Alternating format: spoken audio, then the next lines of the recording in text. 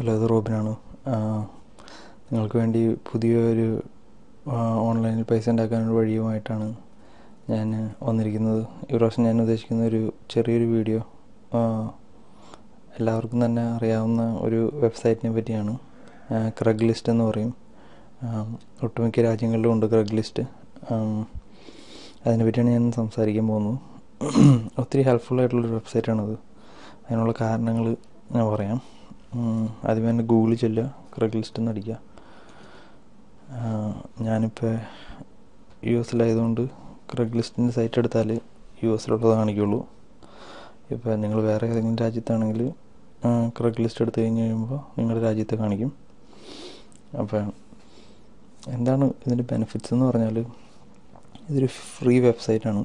ഇതിൽ നമുക്ക് എത്ര വേണമെങ്കിലും പരസ്യങ്ങൾ പോസ്റ്റ് ചെയ്യാം. അതായത് നിങ്ങളുടെ വീട്ടിൽ ഫോർ എക്സാമ്പിൾ ഒരു പഴയ കാറ് കിടക്കുന്നുണ്ട്, യൂസ് ചെയ്യുന്നില്ല, നിങ്ങൾക്കത് വിൽക്കണമെന്ന് ആഗ്രഹമുണ്ട്. ഒരാൾ വഴിയോ ഒരു ഏജൻറ്റ് വഴിയോ അത് വിൽക്കണമെന്നുണ്ടെങ്കിൽ വിൽക്കുന്ന ഏജൻറ്റിന് കമ്മീഷൻ കൊടുക്കണം. നമ്മൾ ഈ ഫീസ് ആളെ കണ്ടുപിടിക്കണം. പിന്നെ നമുക്കറിയില്ല, ചിലപ്പോൾ ഒരാൾ വാങ്ങിക്കുന്നതിൻ്റെ ഡബിൾ വില കൊടുത്ത് മാർക്കറ്റിൽ ഈ വണ്ടി വാങ്ങിക്കാൻ വേറെ ആളുണ്ടോയെന്ന് നമുക്കറിയത്തില്ല. അപ്പോൾ നമുക്ക് അത്രയും പൈസ നഷ്ടം വരും. ക്രെഗ് ലിസ്റ്റിൽ എന്താണ് ഗുണമെന്ന് വെച്ചാൽ, ക്രെഗ് ലിസ്റ്റിൽ നമ്മൾ കൊണ്ടുവന്നിടുമ്പോൾ അത് വേൾഡ് വൈഡായി എല്ലാവർക്കും, ഒത്തിരി കോടി ആളുകൾക്ക് വന്ന് നോക്കാറായ പരസ്യം. നമ്മൾ അതുവഴി ആരെങ്കിലും സംഭവം കണ്ടിഷ്ടപ്പെട്ട് നിങ്ങളെ കോൺടാക്ട് ചെയ്ത് സാധനം വാങ്ങിച്ചാൽ നമ്മളൊരു ഏജൻറ്റിന് കമ്മീഷൻ കൊടുക്കണ്ട. നമ്മൾ ഫീസ് പരസ്യം പോസ്റ്റ് ചെയ്തതിന് ഫീസൊന്നുമില്ല. പരസ്യം പോസ്റ്റ് ചെയ്ത് എന്തെങ്കിലും സെയിൽസ് നടന്നാലും അതിനൊന്നും കമ്മീഷൻ ക്രെഗ് ലിസ്റ്റിന് വേണ്ട. അപ്പം അങ്ങനെ ഒത്തിരി ഗുണങ്ങളുണ്ട് ക്രെഗ് ലിസ്റ്റിന്. അപ്പോൾ ക്രെഗ് ലിസ്റ്റിൽ എന്താ നിങ്ങൾ ചെയ്യേണ്ടതെന്ന് വെച്ചാൽ, നിങ്ങൾ വാങ്ങിക്കാനാണ് ഉദ്ദേശിച്ചാണ് വരുന്നതെങ്കിൽ ക്രെഗ് ലിസ്റ്റ് എടുക്കുക. അതിൽ വന്ന് എന്താ നിങ്ങൾ വാങ്ങിക്കാൻ ഉദ്ദേശിക്കുന്നത് എന്നുള്ളത് ഇവിടെ സെർച്ച് ചെയ്യുക. ഇപ്പോൾ നിങ്ങളൊരു ബോട്ടാണ് വാങ്ങിക്കാൻ ഉദ്ദേശിക്കുന്നത്, കാറാണ് വാങ്ങിക്കാൻ ഉദ്ദേശിക്കുന്നത്. കാറാണെങ്കിൽ ജസ്റ്റ് കാറെന്ന് ടൈപ്പ് ചെയ്യുക, അവർ നമുക്ക് ഓപ്ഷൻസ് തരും താഴെ. അപ്പം അങ്ങനെ വേണ്ട, നിങ്ങൾക്ക് ബ്രോഡായിട്ട് കാറ് തന്നെ സെർച്ച് ചെയ്യണം. അല്ലെങ്കിൽ ഇപ്പോൾ നിങ്ങൾക്ക് സ്പെസിഫിക് ആയിട്ടൊരു കാറിൻ്റെ പേര് അറിയാമെന്നായിരിക്കും. ഇപ്പോൾ ഹമ്മർ വാങ്ങിക്കാൻ നിങ്ങൾ ഉദ്ദേശിക്കുകയാണ്. അപ്പോൾ നിങ്ങൾ ഒരു H3 ഹമ്മർ വാങ്ങിക്കാൻ തീരുമാനിച്ചു. അപ്പോൾ നിങ്ങൾ സെർച്ച് ചെയ്യുകയാണ് ക്രെഗ് ലിസ്റ്റിൽ ആരെങ്കിലും വിൽക്കാനിട്ടുണ്ടോ എന്നുള്ളത്. അപ്പോൾ സെർച്ച് ചെയ്ത് വഴിക്ക് തന്നെ എൻ്റെ ലോക്കൽ ഏരിയയിലുള്ള ഹമ്മർ വിൽക്കാനിട്ടിരിക്കുന്നത് എല്ലാം ക്രെഗ് ലിസ്റ്റിൽ വന്നു കഴിഞ്ഞു. അതിലവർ പ്രൈസ് ഇവിടെ പറഞ്ഞിട്ടുണ്ട്, ഏത് മോഡലാണെന്ന്. ഇത് ആ പരസ്യത്തിൻ്റെ ഹെഡിങ് ആണ്. ഇവിടെ നമുക്ക് മാറ്റാം, ഈ ഓർഡർ മാറ്റാം. പുതിയതായിട്ട് ലിസ്റ്റ് ചെയ്തത്, അല്ലെങ്കിൽ ഏറ്റവും വില കുറവിൽ നിന്ന് ഏറ്റവും വില കൂടുതലോട്ടാക്കാം, ഏറ്റവും വില കൂടുതലിൽ നിന്ന് ഏറ്റവും കുറവിലോട്ടാക്കാം. അതെങ്ങനെ സോർട്ട് ചെയ്യണം എന്നുള്ളത് നിങ്ങളുടെ ഇഷ്ടം, നിങ്ങളുടെ സൗകര്യത്തിന്. അല്ലെങ്കിൽ നിങ്ങൾക്കിവിടെ മിനിമം മാക്സിമം പ്രൈസ് നിങ്ങൾ ഉദ്ദേശിക്കുന്നത് നിങ്ങൾക്ക് ഇത്രയേ കൊടുക്കാനുള്ളൂ എന്നുള്ളത് അവിടെ ഇട്ടിട്ട് സെർച്ച് ചെയ്താൽ അതിൻ്റെ ആ റേഞ്ചിൽ വരുന്ന വണ്ടികൾ മാത്രം കാണിക്കും ഹമ്മർ ഉള്ളത്. പിന്നെ പിക്സ് ഉള്ളത് മാത്രം ചെക്ക് മാർക്ക് ചെയ്തിട്ട് സെർച്ച് ചെയ്താൽ ഫോട്ടോസുള്ള പരസ്യങ്ങൾ മാത്രം കാണിക്കും. അപ്പോൾ ഇത്രയും പരസ്യങ്ങൾക്ക് ഇപ്പോൾ ഫോട്ടോ ഉണ്ട്. ഞാനിവിടെ ഒരു 30,000 ലിമിറ്റ് വിടുകയാണ്. 30,000 ലിമിറ്റായിട്ട് സെർച്ച് ചെയ്തു. ഇപ്പോൾ കാണിച്ചിരിക്കുന്നതെല്ലാം 30,000 താഴെയുള്ള ഹമ്മറുകൾ പരസ്യത്തോടെ ഇട്ടിരിക്കുന്ന, ഫോട്ടോയോടുകൂടി ഇട്ടിരിക്കുന്ന പരസ്യങ്ങൾ. അപ്പോൾ ആദ്യം കിടക്കുന്നത് ഇതാണ്. അത് നമുക്ക് എടുത്ത് നോക്കാം എന്താണെന്നുള്ളത്. അപ്പോൾ ഇത് December 9 ഇട്ടിരിക്കുന്ന പരസ്യമാണ്. പരസ്യത്തിൻ്റെ ഹെഡിങ് അതിൽ ക്ലിക്ക് ചെയ്യുക. ക്ലിക്ക് ചെയ്ത് കഴിയുമ്പോൾ വണ്ടിയുടെ പടം അവിടെ കാണിച്ചിട്ടുണ്ട്. ഇതിൽ ഞാൻ പല സാധനങ്ങളും വിറ്റിട്ടുണ്ട്. നമുക്ക് ഒത്തിരി ഫോട്ടോസ് അപ്ലോഡ് ചെയ്യാം. എനിക്ക് തോന്നുന്നത് 20 ഫോട്ടോസ് അങ്ങോട്ട് അപ്ലോഡ് ചെയ്യാം. അപ്പോൾ ഈ വിൽക്കാനിട്ടിരിക്കുന്ന സെല്ലർ അത്യാവശ്യം വണ്ടിയുടെ എല്ലാ സൈഡിൽ നിന്നും പറ്റുന്ന പോലെ എല്ലാം ഫോട്ടോ എടുത്തിട്ടിട്ടുണ്ട്. ബയേഴ്സിനെ അട്രാക്റ്റ് ചെയ്യാനായിട്ട്. ഓഡോമീറ്ററിൽ ഇപ്പോൾ ഇത്രയും മൈലായി. 2006 മോഡൽ ഹമ്മറാണ്. അത് സ്ഥലം പറഞ്ഞിട്ടുണ്ട്, മണലപ്പൻ എന്ന് പറയുന്നത് ഇവിടെ ഉള്ളൊരു സ്ഥലമാണ്. അതിൻ്റെ വിലയും പുള്ളി ചോദിക്കുന്ന വില ഇത്രയാണ്. യൂസ്ഡ് വണ്ടിയാണ്. അപ്പോൾ താഴത്ത് പുള്ളിക്കാരൻ ഡിസ്ക്രിപ്ഷൻ എഴുതിയിട്ടുണ്ട്. പ്രൈസ് ഇത്രയും പറയുന്നു, ഓഡോമീറ്ററിൽ ഇത്ര, അങ്ങനെ എന്തൊക്കെയാണ്. പിന്നെ പുള്ളിയുടെ ഫോൺ നമ്പറും കാര്യങ്ങളൊക്കെ കൊടുത്തിട്ടുണ്ട്. ഇനിയിപ്പോൾ നമുക്ക് ഫോൺ വിളിക്കാൻ സംസാരിക്കാൻ താല്പര്യമില്ല, അല്ലെങ്കിൽ നമ്മുടെ ഫോൺ നമ്പർ അയാൾക്ക് കിട്ടാൻ താല്പര്യമില്ല എന്നുണ്ടെങ്കിൽ പുള്ളീനെ ഇമെയിൽ ചെയ്യാം. ഈ റിപ്ലൈ മേടിച്ചിട്ട് നമ്മൾ ജസ്റ്റ് ഒരു ഇമെയിൽ അഡ്രസ്സ് കൊടുത്ത് നമുക്ക് ഈ പുള്ളീനെ കോൺടാക്റ്റ് ചെയ്യാം. ഇങ്ങനെ കോൺടാക്റ്റ് ചെയ്യുന്നതുകൊണ്ടുള്ള ഗുണം എന്ന് പറഞ്ഞാൽ ഈ സെല്ലറിന് നമ്മുടെ ഇമെയിൽ അഡ്രസ്സ് കിട്ടത്തില്ല.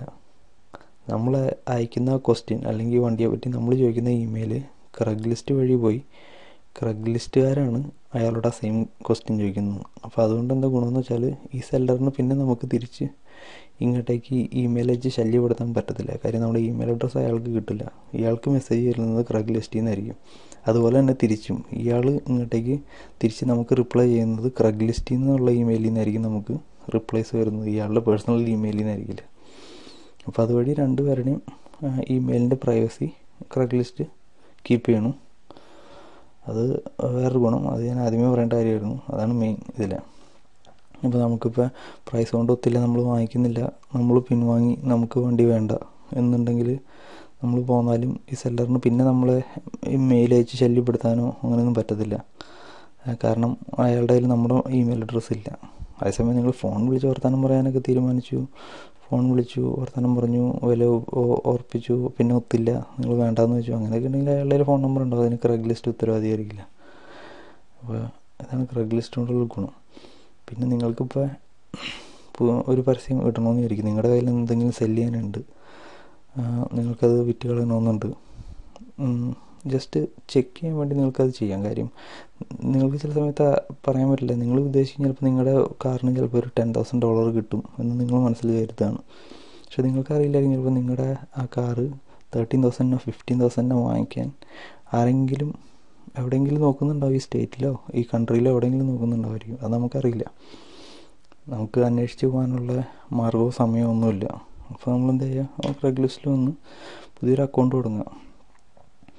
പുതിയൊരു അക്കൗണ്ട് തുടങ്ങുക എന്ന് പറഞ്ഞാൽ ഒത്തിരി ഈസിയാണ്. ജസ്റ്റ് ഒരു ഇമെയിൽ അഡ്രസ്സും മാത്രം മതി ക്രെഗ്ലിസ്റ്റിൽ അക്കൗണ്ട് തുടങ്ങാനായിട്ട്.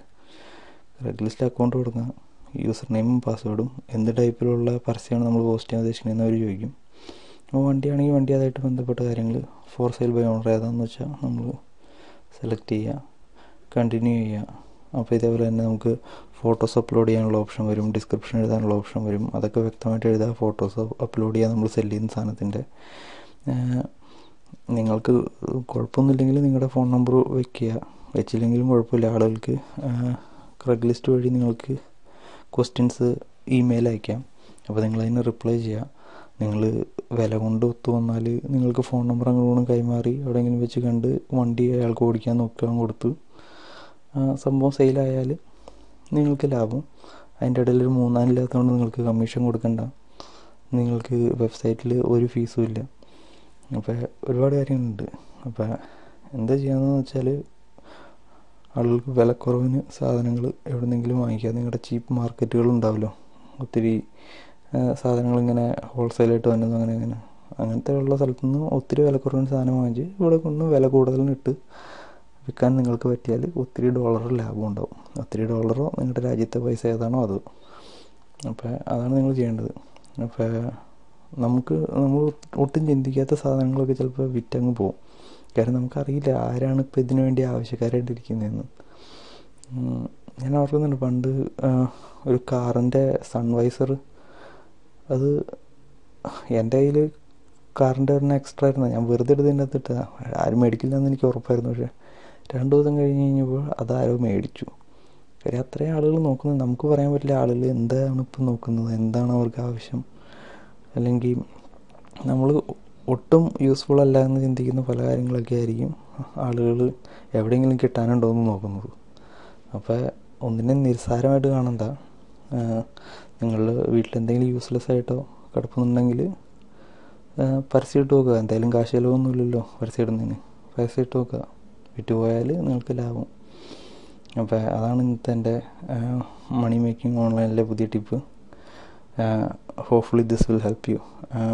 പിന്നെ മറക്കണ്ട, സബ്സ്ക്രൈബ് ചെയ്യുക, കമൻറ്റ് ചെയ്യുക, സജഷൻസ് അയയ്ക്കുക. ഇനിയും കൂടുതൽ വീഡിയോസ് ഞാൻ ഉണ്ടാക്കുന്നതായിരിക്കും. ഇതെല്ലാം നിങ്ങളെ ഹെൽപ്പ് ചെയ്യുമെന്ന് ഞാൻ വിചാരിക്കുന്നു. Thank you. God bless.